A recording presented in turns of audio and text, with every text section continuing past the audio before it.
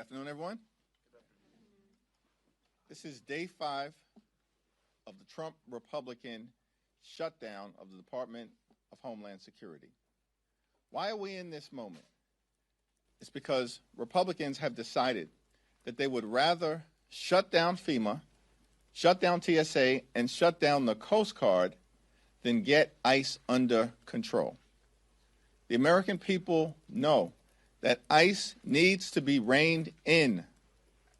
We believe that taxpayer dollars should be used to make your life more affordable, not to brutalize or kill American citizens in cold blood, like Renee Nicole Good or Alex Preddy, or to violently target law-abiding immigrant families, which we know is taking place all across America. The American people are horrified at what they have seen. But instead of fixing the problem, which Democrats have given our Republican colleagues an opportunity to do, they've shut down crucial parts of the Department of Homeland Security. It is our view that immigration enforcement in this country should be fair, it should be just, and it should be humane. That's not what's happening right now in the United States of America. And that's why ICE needs to be reformed in a dramatic, bold, meaningful, and transformational manner. And if that doesn't happen, the DHS funding bill will not move forward. Questions? You met with Maryland State delegation earlier today. Is there any outcome on redistricting? Has the Senate president changed his mind on potentially allowing a vote? And would it be possible to do that before Tuesday's primary filing deadline? I had a wonderful meeting with Governor Wes Moore, with Speaker Pena Melnick, and with the Democrats in the Maryland House of Delegates to thank them for their leadership and for their courage in advancing a competitive congressional map. I also had the opportunity to sit with Senate President Ferguson. He articulated his perspective. I articulated our perspective.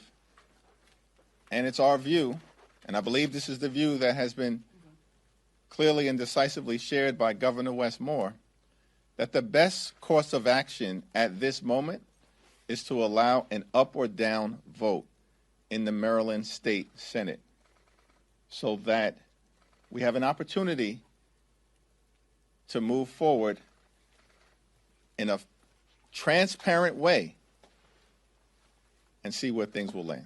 Did Ferguson agree to that, to holding a vote? It's my understanding that he's going to have a conversation with his members, and we'll see what happens from there. Thank you, Mr. Leader. Can you just kind of level set on where negotiations stand between Democrats and the White House? I know they said both parties are still far apart. You all have said Republicans are largely ignoring some of the guardrails that you proposed. I mean, at this point, are the lines of communication still open? Are you expecting them to put up another offer? Are Democrats going to? This is day 5 of the Trump Republican shutdown of the Department of Homeland Security, meaning they've chosen to shut down the Coast Guard, shut down FEMA, and shut down TSA rather than dramatically reform ICE. Donald Trump spent the weekend on the golf course with Ron DeSantis. And so we've not seen any high-level effort coming from the president or from the House or Senate Republican leaders. We have no idea where they're at in the midst of a crisis of their own making. The Republicans are the ones who decided to pass this one big ugly bill, rip health care away from millions of Americans, enact the largest cut to Medicaid in American history, at the same time steal food from the mouths of hungry children, seniors, and veterans by passing a $186 billion cut to SNAP, which also happens to be the largest cut in American history, and then turned around in that same bill and gave ICE a $75 billion slush fund. So mass and untrained agents could be violently unleashed in American communities throughout the country. That's a big problem that we're confronting on behalf of the American people. And Republicans are going to need to own up to the chaos that they've created, particularly as we approach the State of the Union, which is in tatters right now. It's a disaster, and the American people know it. Now, I'm here at the Capitol, ready, willing, and able to sit down with any of my Republican colleagues, anytime or any place, in order to bring about a resolution. But House and Senate Democrats remain steadfast in our views as to the type of things that have to happen in order for ICE to be dramatically reformed, which include mandating judicial warrants before ICE agents can storm private property or rip everyday Americans or law-abiding immigrant families from their homes. We believe that there should be a restoration of the prohibition against the excessive use of force. We believe there should be independent investigations so that when ICE or CBP agents violently break the law, state and local authorities have the ability to criminally investigate them or prosecute them. We also believe that sensitive locations should be off limits. That includes, but is not limited to, schools, hospitals, houses of worship, and polling sites. Completely and totally off limits. We believe that ICE agents should identify themselves, that body cameras need to go on and masks need to come off, so that ICE agents are actually compelled to conduct themselves like every other law enforcement agency in the country. These are all demands that have strong support with the American people. And they remain lines in the sand for us because we're standing up for everyday Americans, for American citizens, and for law-abiding immigrant families who are being violently targeted by an ICE agency that is completely and totally out of control. Got you. Thank you, Mr. Leader. Can you just tell us the latest state of play on the proposal that Democrats sent over? Have you heard back from the White House? And also, you did mention the State of the Union. Can you just let us know? We've heard there's a lot of calls for Democrats to boycott the annual speech. What again is your advice to the House Democratic Caucus on the approach for Tuesday night? Well, as we approach the State of the Union address, my view remains the same, which is that the two options that are in front of us in our House is to either attend with silent defiance or to not attend and send a message to Donald Trump in that fashion, which will include participation in a variety of different alternate programming that is going to take place in and around the Capitol complex.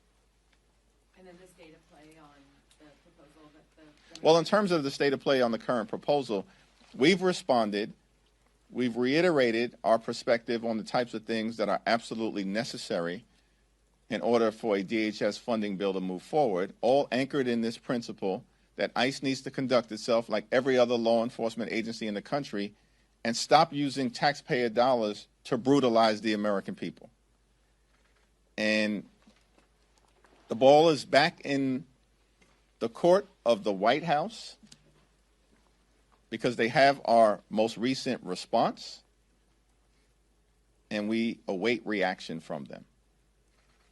You outlined two different possibilities for Democratic members for the State of the Union. Do you plan to attend, and which of those options will you take? My current plan is to attend.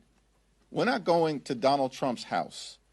He's coming to our house. It's my view that you don't let anyone ever run you off of your block. Can you share why Democrats haven't given as many details with your counterproposal and why negotiations have been a bit under wraps the last week or so? Well, listen, I think that I just articulated 5, 6, or 7 items that are part of what Democrats believe are necessary in order to dramatically reform ICE and get this rogue agency under control. There are other items that I can talk about. Certainly, we need a dramatic change in policy. We also need a change in personnel. Kristi Noem's got to go.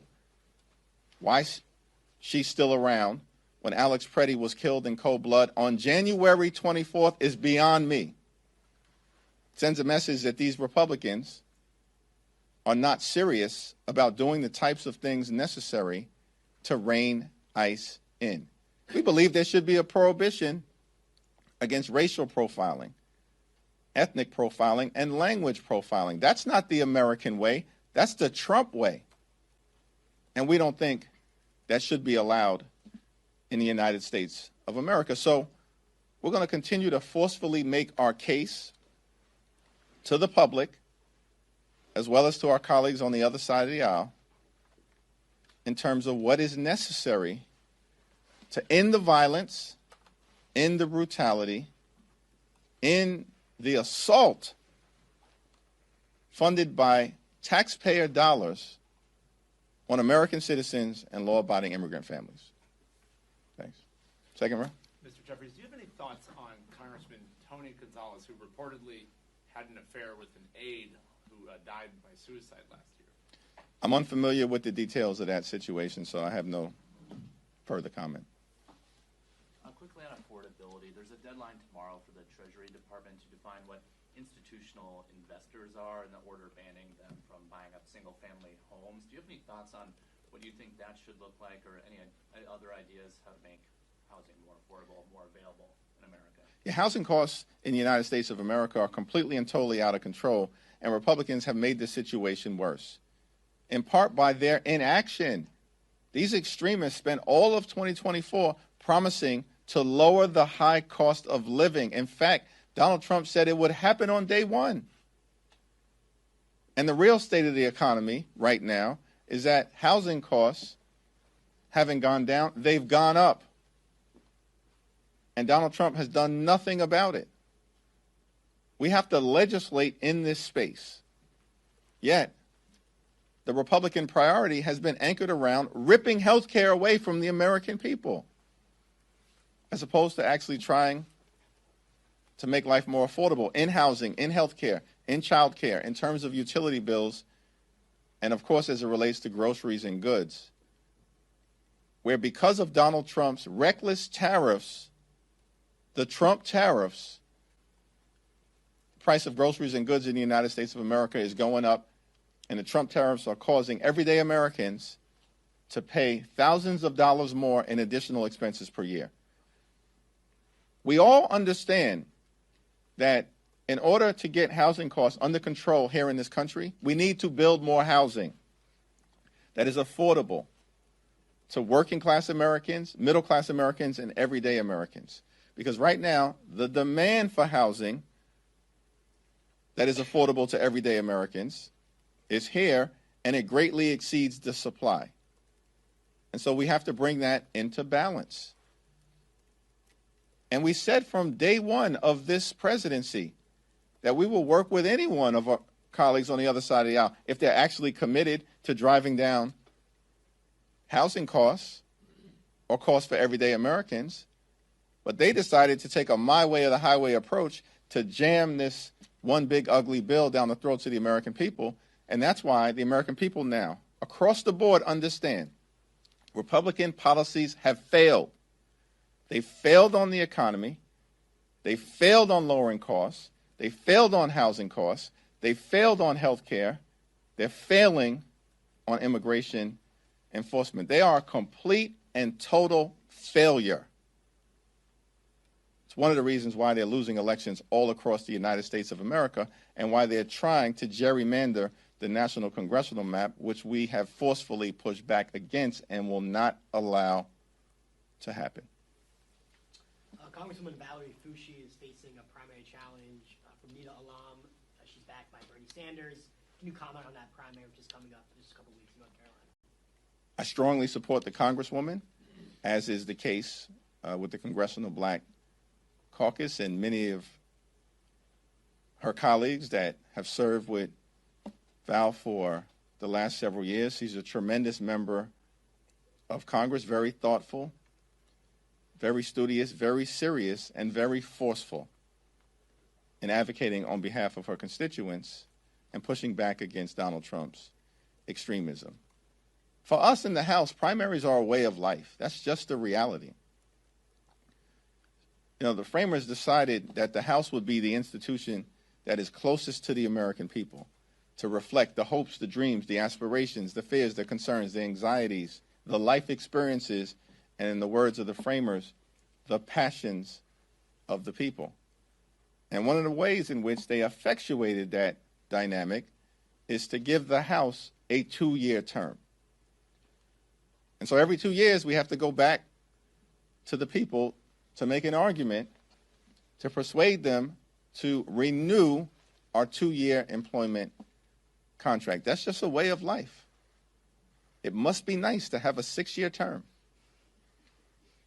But we don't have that luxury. And so that's going to mean, in many districts across the country, that there will be active primaries. And we embrace that as a reality of what the House is supposed to represent. But at the same period of time, I stand behind every single one of my Democratic colleagues. From the most progressive, Representative Ocasio-Cortez, to the more centrist ones like Tom Suozzi, and everybody in between. I stand behind all of them. I'm going to do everything I can to make sure that they're all reelected. Leader Jeffries, in regards to the State of the Union, do you have any concerns about having such a high-profile major security event that has a lot of Secret Service responsibilities during a DHS shutdown? You know, the administration is ultimately going to have to make the decision as to whether it's appropriate optically to come up to Capitol Hill in the middle of Republicans deciding to shut down the Department of Homeland Security.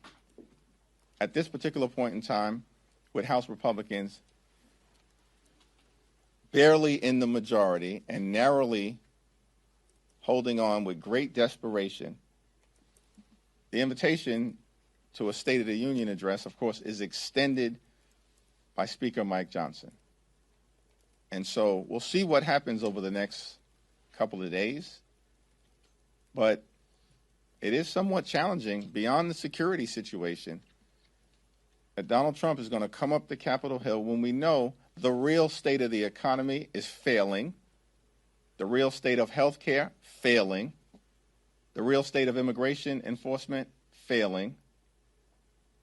The State of the Union is falling apart, and the American people know it. That, to me, is the significant challenge that Donald Trump will confront in coming up to Capitol Hill to try to lie, spin, and misdirect the American people, and it's not going to work. Have you spoken to Speaker Johnson about Randy Fine's comments that you posted about on X? I have not had a conversation with Speaker Johnson yet about the so-called congressman's comments that were disgusting and part of a long track record of disgusting comments, Islamophobic comments, and xenophobic comments that he's made. Now, Mike Johnson has spent a lot of time talking about decorum.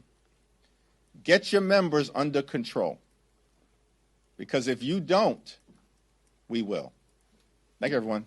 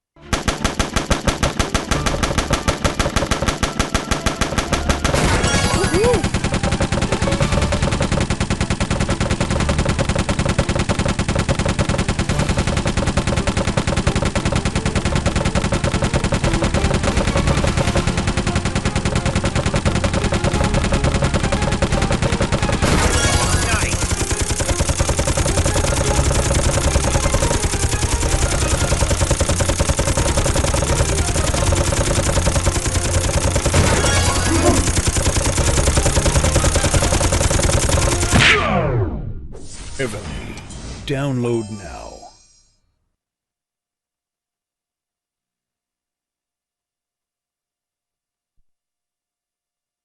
Did you know cold calling nearly doubles your email reply rate even if you don't connect live? Abstract's omni-channel approach ensures your message is delivered to the right B2B decision makers so you have more solid meetings and close more business. Visit abstractmg.com. You are taking a live look at the White House at this hour, and I actually want to pop this up on your screen as a new report this morning from Axios claims the U.S. could be moving toward military action in Iran, despite officials from both the U.S. and Iran saying it appears Tuesday's nuclear